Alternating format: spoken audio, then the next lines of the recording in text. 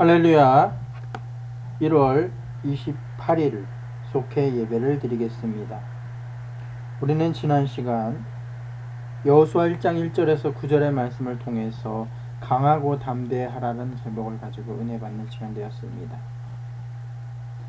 모세가 죽은 후에 하나님은 여호수아에게 이스라엘 백성과 함께 약속의 땅으로 가라고 이야기하셨습니다. 어찌 보면 우리도 이와 마찬가지로 새로운 한 해를 시작하고 이 1월에 우리가 무엇을 함에 있어서 얼마나 걱정되고 근심되며 우리가 과연 이 한 해를 무사히 잘 보낼 수 있을까라고 고민할 적이 너무나 많이 있습니다. 하지만 이 가운데서 우리는 하나님을 바라보길 원합니다. 믿는 사람들은 이 하나님과 동행하며 하나님과 함께 연합할 때 진정한 승리와 진정한 담대함을 우리가 가질 수 있게 된다라는 것입니다. 사랑하는 생수의 성도들이여, 항상 강하고 담대하며 예수 그리스도 안에서 말씀 속에서 우리가 언제나 어디서든지 하나님과 동행하며 감사하는 시간을 서로 나눌 수 있는 사랑하는 생수의 성도가 되길 소망합니다. 오늘 우리에게 주신 하나님의 말씀은요, 사사기 6장 11절에서 16절의 말씀입니다. 사사기 6장 11절에서 16절의 말씀. 우리 이 말씀을 가지고 생활 속의 우상을 제거하라, 생활 속의 우상을 제거하라는 제목을 가지고 은혜 받는 시간 되도록 하겠습니다. 미디안이라는 큰 나라가 자주 침입하여서 이스라엘이 어려움을 당하고 있을 당시에 미디안이 무서워 자신의 집 포도주 틀에서 밀을 타작하던 사람이 있었습니다. 바로 그 사람은 기드온입니다. 기드온은 하나님의 사자가 하나님께서 함께 하신다고 하는데 지금의 어려운 상황을 하나님 탓으로 돌렸던 사람이었습니다. 또한 하나님의 부르심에 자신은 지파 중에서 가장 약한 사람이라고 답변합니다. 집에서도 가장 어린 사람이며 용기도 없고 소심한 사람이다 라고 그는 이야기합니다. 그러나 하나님의 부르심을 받은 기드온은 훗날 종 10명과 함께 바알 제단을 헐게 됩니다. 또한 아세라 상도 무너뜨립니다. 300명의 사람을 가지고 칼과 창이 아닌 횃불과 항아리만으로 10만의 미디안 군대와 겨루어 승리하게 되는 바로 이 사람이 기드온이다라는 것입니다. 기드온은 하나님의 말씀에 사로잡힌 선지자입니다. 그가 아버지에게 있는 바알 제단과 아세라상을 헐어버리고 번제를 드렸을 때 주변 사람들은 기드온을 죽여야 한다고 했습니다. 그 모습을 보면 오늘날 우리도 하나님을 섬긴다고 하면서 동시에 우상을 숭배하고 있지는 않은지 생각해 보게 됩니다. 월스트리트 저널에 이런 글이 실렸습니다. 전국에 걸쳐서 많은 사람들이 하나님을 다시 정의하고 있다.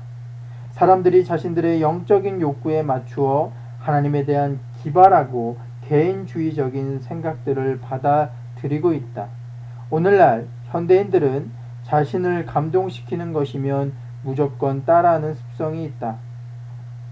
요가, 정신치료 등을 추구하며 문화적 삶을 누리고 있다.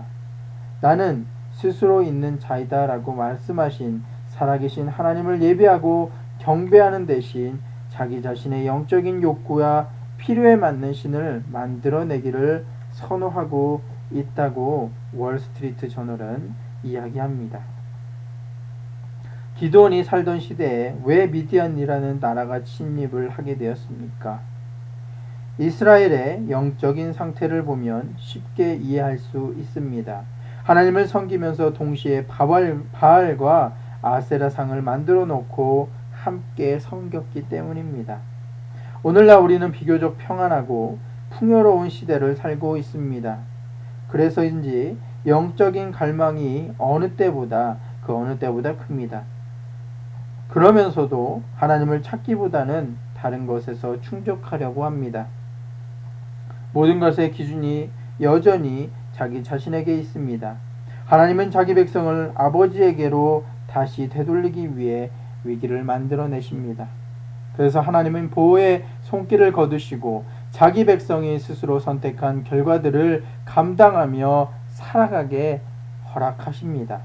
정말 큰 위기가 생기고 고난이 닥치면 사람들은 다시 하나님을 찾습니다. 왜 그렇습니까? 우상은 우리에게 아무것도 해줄 수 없기 때문입니다. 평온하고 풍요로운 시대에는 무엇을 믿든 걱정이 있어 보이지 않습니다. 그러나 위기에 직면하면 전적인 힘을 주시는 분은 오직 한 분, 바로 하나님이 계시다라는 것입니다. 본문을 보면요, 하나님께서는 용기 없고 속심한 기드온을 부르셔서 내가 너를 보냈으니 너의 힘으로 이스라엘을 구원하라고 말씀하십니다. 이미 우리와 함께 하시는 하나님이심을 가르쳐 주고 있다라는 것입니다. 기드온에게 처음으로 명령하신 것은 바알의 제단을 헐고 아세라상을 찍어버리고 하나님께 번제를 드리는 것입니다. 내 안의 우상과 주변의 우상을 무너뜨리는 것이 바로 신앙 회복의 시작입니다. 다른 신을 섬기는 것만이 우상이 아닙니다. 하나님을 대신하여서 전적으로 매달리는 것도 우상의 범위에 속합니다. 나의 유익이 기준이 되어 섬기게 되면 그것이 바로 우상 숭배입니다. 우리가 하나님을 규정할 수는 없습니다. 하나님의 자리에 무엇을 갖다 놓으셨습니까? 만일 그것이 하나님의 능력을 대신할 것이라 믿는다면 생각과 방향을 돌이키시길 바랍니다. 우리에게는 오직 하나님밖에 없습니다. 하나님만 붙잡고 매달릴 때 위기에서 건짐을 받습니다. 마음의 우상까지도 제거하는 것은 예수님의 제자로서 마땅히 해야 할 과제다라는 것을 깨닫고 항상 하나님과 동행하며 우리가 우상 숭배하는 모든 것을 패해버리고 이제는 하나님만 바라보며 나아갈 수 있는 사랑하는 생수의 성도가 되길 소망합니다. 다 같이 기도하겠습니다. 할렐루야. 사랑과 은혜가 충만하신 주님 감사를 드립니다. 오늘 우리는 사사기의 말씀을 통해서 기드온의 행적에 대해 배웠습니다. 기드온은 작고 어린 사람이며 용기도 없고 소심한 사람이었습니다. 하지만 그 가운데 하나님의 부르심을 받게 되었고 그날 그로부터 놀라운 미디안의 군대의 승리의 역사를 그를 통해서 일어나게 됩니다. 이 모든 것이 어떻게 되었기 때문에 그에게 있었습니까? 바로 하나님과 함께 동행하며 먼저는 그가 생각한 우상들을 다 패해버리고 하나님만 섬겼기에 가능한 것이다 라는 것을 우리는 알았습니다. 우리가 하나님이 아닌 다른 세상을 너무나 사랑했음을 고백합니다. 우리가 하나님과 함께 먼저는 동행하길 원합니다.